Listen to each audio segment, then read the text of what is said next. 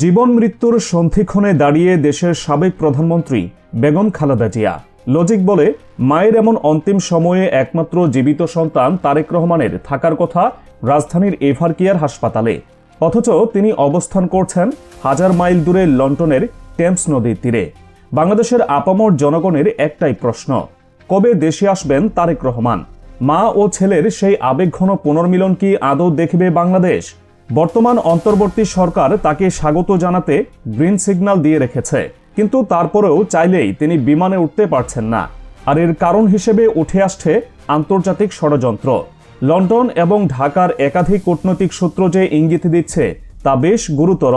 অভিযোগের তীর সরাসরি উঠছে শেখ হাসিনার বোন শেখ রেহানার মেয়ে ব্রিটিশ এমপি টিউলিপ সিদ্দিকের দিকে।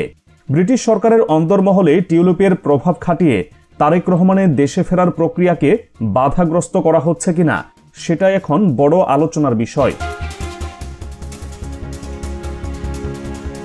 তারেক রহমানের দেশে ফেরা নিয়ে সাধারণ মানুষের মধ্যে আবেগের কমতি নেই। বিশেষ করে তার মা খালেদা জিয়া যখন জীবন মৃত্যুর সন্ধিক্ষণে, তখন ছেলের পাশে থাকাটা মানবিক এবং রাজনৈতিক উভয় দিক থেকেই জরুরি। কিন্তু তারেক রহমান নিজের ফেসবুক পেজে স্পষ্ট করেছেন যে দেশে ফেরার বিষয়টি পুরোপুরি তার হাতে নেই। তিনি চাইলেই আগামীকাল টিকিট কেটে দেশে আসতে পারেন না। একজন রাজনৈতিক নেতার জন্য এর চেয়ে অসহায় মুহূর্ত আর হতে পারে না। তাহলে কলকাঠি নাড়ছে কে? কেন তারেক রহমানকে আটকে রাখা হচ্ছে? বিষয়টি বুঝতে হলে আগে বুঝতে হবে লন্ডনের রাজনীতির দিকে, যেখানে লেবার পার্টি এখন ক্ষমতায় এবং যেখানে টিউলিপ সিদ্দিক একজন মন্ত্রী পদমর্যাদার ব্যক্তি। ব্রিটেনে তারেক রহমান দীর্ঘ সময় ধরে রাজনৈতিক আশ্রয়ে বা এসাইলামে আছেন। সাধারণ মানুষের বোঝার সুবিধার্থে বিষয়টি পরিষ্কার করা দরকার। ব্রিটেনের রাজনৈতিক আশ্রয় পাওয়া মানে হলো নিজ দেশে ওই ব্যক্তির জীবনের নিরাপত্তা নেই বলে ব্রিটিশ সরকার স্বীকার করে নিয়েছে। ওই স্ট্যাটাসে থাকাকালীন একজন ব্যক্তি ব্রিটেনের নাগরিক না হয়েও প্রায় সব ধরনের নাগরিক সুবিধা ভোগ করেন, যেমনটা তারেক রহমান পাচ্ছেন। তিনি সেখানে ব্যবসা করতে পারেন, চাকরি করতে পারেন। তার স্ত্রী ডাক্তার জুবাইদা রহমান ব্রিটেনের ন্যাশনাল হেলথ সার্ভিস বা NHS এ সরকারি চাকরি করেন এবং তাদের কন্যা জাইমা রহমান ডোমেস্টিক স্টুডেন্ট হিসেবে পড়াশোনা করছেন। কিন্তু এই সুবিধাগুলোর বিপরীতে বড় একটি আইনি শর্ত বা বাধা রয়েছে।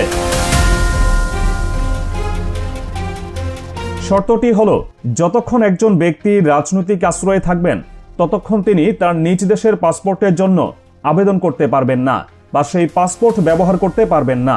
অর্থাৎ তারেক রহমান চাইলেই এখন বাংলাদেশ হাইকমিশন থেকে পাসপোর্ট নিতে পারেন না। পাসপোর্ট হাতে পেতে হলে তাকে আগে ব্রিটিশ স্বরাষ্ট্র মন্ত্রণালয়ে আবেদন করে আর এসাইলাম স্ট্যাটাস বা রাজনৈতিক আশ্রয় বাতিল করতে হবে। তিনি যে এখন বাংলাদেশে নিরাপদ, সেটা ব্রিটিশ সরকারকে কাগজে কলমে প্রমাণ করতে হবে। এখানেই মূল প্যাচটা লেগেছে এবং অভিযোগ উঠছে যে এই জায়গাটিতেই টিউলিপ সিদ্দিক তার প্রভাব খাটানোর চেষ্টা করছেন। ব্রিটিশ লেবার পার্টি বর্তমানে ক্ষমতায়, আর টিউলিপ সিদ্দিক এই সরকারের একজন গুরুত্বপূর্ণ অংশ। শেখ হাসিনার পতনের পর টিউলিপ এবং তার পরিবার ব্যক্তিগতভাবে অত্যন্ত ক্ষুব্ধ এবং বিচলিত। তারা জানে তারেক রহমান দেশে ফিরলে বাংলাদেশের রাজনীতিতে তাদের আর কোনো অস্তিত্ব থাকবে না। লন্ডনের বাঙালি কমিউনিটির বিশ্বস্ত সূত্রগুলো জানাচ্ছে, tulip Siddique British home office বা স্বরাষ্ট্র মন্ত্রণালয়ের উপর চাপ সৃষ্টি করার চেষ্টা করছেন, যেন তারেক রহমানের এসাইলাম বাতিলের ফাইলটি দ্রুত ছাড়া না হয়। যুক্তি হিসেবে তারা নিরাপত্তার অজুহাত খাড়া করছেন। অর্থাৎ ব্রিটিশ সরকারকে বোঝানোর চেষ্টা করা হচ্ছে যে বাংলাদেশে এখনও পরিস্থিতি স্থিতিশীল নয় এবং তারেক রহমান সেখানে গেলে তার জীবনের ঝুঁকি থাকতে পারে। আর ব্রিটিশ আইন অনুযায়ী কারো জীবনের শঙ্কা থাকলে হোম অফিস সহজে তার এসাইলাম বাতিল করে না বা তাকে ফেরত পাঠানোর ক্লিয়ারেন্স দেয় না। তবে ষড়যন্ত্র শুধু লন্ডনেই হচ্ছে না, দেশের ভেতরেও একটি গোষ্ঠী সক্রিয়। জুলাই গণঅভ্যুত্থানের পর যারা ক্ষমতা স্বাদ পাচ্ছেন বা বিভিন্ন সুযোগ সুবিধা ভোগ করছেন, তাদের মধ্যে অনেকেই চান না তারেক রহমান এখনই দেশে ফিরুক। কারণটা খুব স্পষ্ট, তারেক রহমান দেশে ফেরা মানেই হলো রাজপথ এবং জনসমর্থন পুরোপুরি তার দিকে চলে যাওয়া।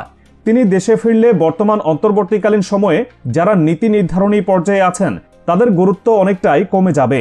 বাংলাদেশের ভবিষ্যৎ রাজনীতির একক নিয়ন্ত্রক হয়ে উঠবেন তারেক রহমান। এই ভয়ে একটি সুবিধাবাদী গোষ্ঠী পর্দার আড়ালে থেকে তারেক রহমানের ফেরার প্রক্রিয়াকে ধীরগতির করার চেষ্টা করছে। তারা মুখে এক কথা বললেও কাজে নানা আমলাতান্ত্রিক জটিলতা সৃষ্টি করে রাখছে। কিন্তু আন্তর্জাতিক রাজনীতির প্রেক্ষাপট এখন টিউলিপের জন্য খুব একটা সুখকর নয়। টিউলিপ চাইলেই অনির্দিষ্টকাল এই প্রক্রিয়া আটকে রাখতে পারবেন না, কারণ ব্রিটেন এমন একটি দেশ যেখানে ভারত, পাকিস্তান, ইরান, চীন সহ বহু দেশের ভিন্ন মতাবলম্বীরা আশ্রয় নিয়ে আছেন। ঋষি সুনাক থেকে শুরু করে বর্তমান মন্ত্রিসভার অনেক সদস্যের পূর্বপুরুষ অভিবাসী ছিলেন। তাই কোনো রাজনৈতিক আশ্রয় প্রার্থীর ফাইল যদি অযৌক্তিকভাবে আটকে রাখা হয় বা রাজনৈতিক প্রতিহিংসার কারণে বিলম্বিত করা হয়, তবে সেটা ব্রিটিশ সরকারের নিরপেক্ষতা নিয়ে বড় সংকটের জন্ম দেবে।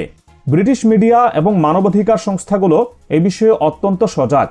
টিউলিপ সিদ্দিক যদি তার ব্যক্তিগত আক্রোশ মেটানোর জন্য রাষ্ট্রীয় ক্ষমতা ব্যবহার করেন, তবে সেটা লেবার পার্টির জন্য ভালো কিছু বয়ে আনবে না। তাছাড়া টিউলিপ সিদ্দিক নিজেও এখন বেশ চাপে আছেন। বাংলাদেশের আদালতে তার এবং তার পরিবারের সদস্যদের বিরুদ্ধে মামলা এবং সাজার রায় হয়েছে। শেখ হাসিনার শাসনামলে করা নানা অপকর্মের দায় এখন তাদের উপর বর্তাচ্ছে। লন্ডনে থেকেও তিনি বাংলাদেশের মানুষের ক্ষোভের আঁচ পাচ্ছেন। লেবার পার্টির ভেতরেও তার অবস্থান নিয়ে অস্বস্তি তৈরি হচ্ছে, কারণ একটি গণতান্ত্রিক দেশের এমপি হয়ে তিনি স্বৈরাচারী খালার পক্ষ নিয়ে কাজ করছেন। এটা তার দলের ইমেজের জন্য ক্ষতিকর। এই পরিস্থিতিতে ব্রিটিশ সরকার চাইবে না টিউলিপের ব্যক্তিগত এজেন্ডার কারণে বাংলাদেশের সাথে তাদের দ্বিপাক্ষিক সম্পর্কে কোনো ফাটল ধরুক।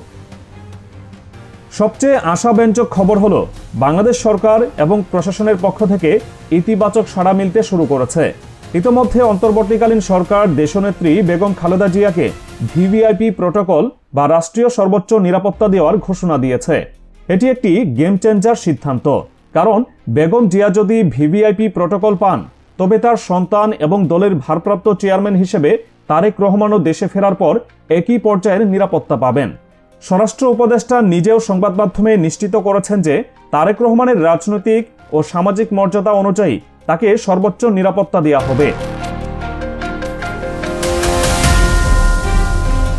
বাংলাদেশ সরকারের এই ঘোষণাটি লন্ডনে তারেক রহমানের আইনি দলের জন্য বড় একটি হাতিয়ার। তারা এখন ব্রিটিশ হোম অফিসকে জোরালোভাবে বলতে পারছেন যে বাংলাদেশ সরকার তারেক রহমানের নিরাপত্তার পূর্ণ নিশ্চয়তা দিয়েছে।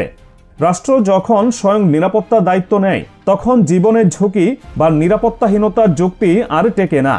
ব্রিটিশ স্বরাষ্ট্র মন্ত্রণালয়ের নিয়ম অনুযায়ী নিজ দেশ যদি নিরাপদ পরিবেশ নিশ্চিত করে, তবে অ্যাসাইলাম স্ট্যাটাস বাতিল করতে আর কোনো বাধা থাকে না। অর্থাৎ টিউলিপ সিদ্দিক এতদিন নিরাপত্তার ঝুঁকির দোহাই দিয়ে যে তারেক রহমানকে আটকাতে চাচ্ছে, বাংলাদেশ সরকারের এই সিদ্ধান্তের ফলে সেখানেও খুব একটা সুবিধা করতে পারবে না। লন্ডনের বাংলাদেশ হাইকমিশনও এখন সম্পূর্ণ প্রস্তুত। বিগত সরকারের আমলে এই হাইকমিশন ছিল তারেক রহমানের জন্য নিষিদ্ধ এলাকার মতো। পাসপোর্ট নবায়ন তো দূরের কথা, সাধারণ সেবা পেতেই সেখানে হয়রানির শিকার হতে হতো। কিন্তু এখন হাওয়া বদলেছে। হাইকমিশনের কর্মকর্তারা এখন তারেক রহমানের দেশে ফেরার জন্য প্রয়োজনীয় ট্রাভেল পাস বা পাসপোর্ট ইস্যু করার জন্য গ্রিন সিগন্যাল দিয়ে রেখেছেন। এখন শুধু ব্রিটিশ হোম অফিসের সেই কাগজটির অপেক্ষা, যেখানে লেখা থাকবে তারেক রহমানের অ্যাসাইলাম স্ট্যাটাস আনুষ্ঠানিকভাবে প্রত্যাহার করা হয়েছে। এই কাগজটি হাতে পেলেই তিনি পাসপোর্ট বা ট্রাভেল পাস হাতে পাবেন এবং পরবর্তী ফ্লাইটে ঢাকার উদ্দেশ্যে রওনা দেবেন।